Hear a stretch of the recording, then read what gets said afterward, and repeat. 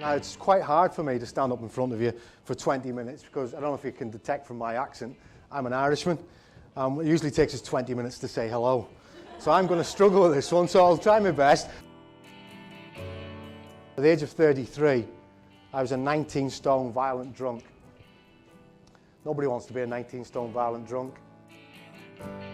I got to the point where I thought, do you know what, I need to sort this out. I need to start recovering. I need to start doing something.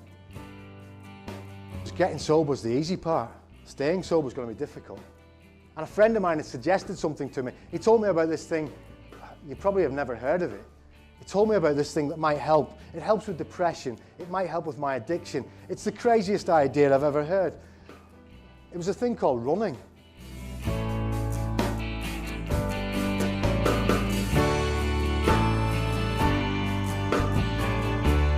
So the running was allowing me to do extraordinary things. I was able to go and speak to schools and speak to colleges, but people kept telling me, Tom, no, it's running. So what, you're running? You'll be drinking again in no time.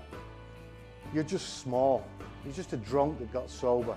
You're not worth anything. If you're going to go and do these things, you've got to be extraordinary, and you're just ordinary. You're just that Irish kid. So I went and did something extraordinary. I did the Marathon des Sables in 2010.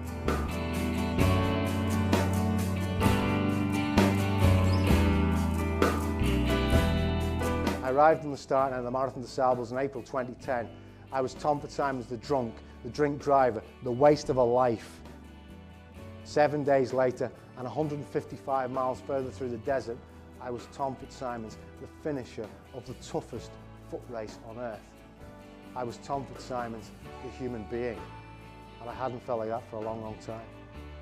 Yeah, most toughest race on earth, 6 days, 156 miles, and the crossing of the finishing line for you was a very, very emotional moment. We have that actually. Let's have a look at this. So how did you feel when you got across that line and knew what you'd accomplished? Well, that particular day, that's actually the long day. So that was 51 miles on that particular day that we'd completed. That was started at 9 o'clock in the morning, and that was at 5 to 6 the following morning. That was like a new beginning for me. I came in over the finish line, the sun was just coming up, and if I'd have come in any other time, it wouldn't have felt as good. It was as though I could put the last 4 years into a box and put a lid on it, and a new beginning, a new day. Like, guys, you'd think that's where the story ends, wouldn't you? The Marathon des Sables. But that wasn't my world is watching moment. I sent an email to a potential sponsor, and I told them what I was going to do. I'm going to run across the United States of America. He sent me an email back a day later and said, we're on, I'll sponsor you. I had 6 months to plan a 3,100 mile journey across the United States of America. But you know what? I wanted my world is watching moment, and I went for it.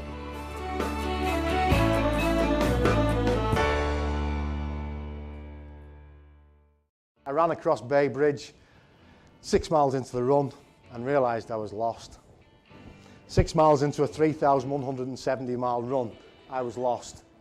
Guys, know which direction you're going in. In business and in life, you've got to know the direction. So I chose my direction. I was just going to head east.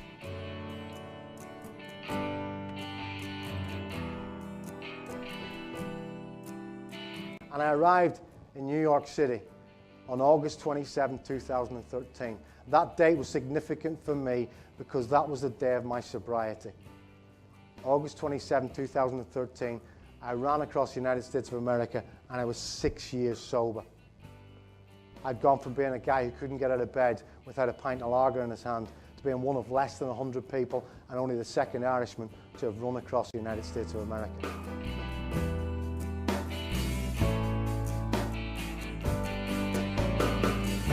Guys, I'm the most inspirational alcoholic you'll probably ever meet. Thanks for listening. Speak to you soon.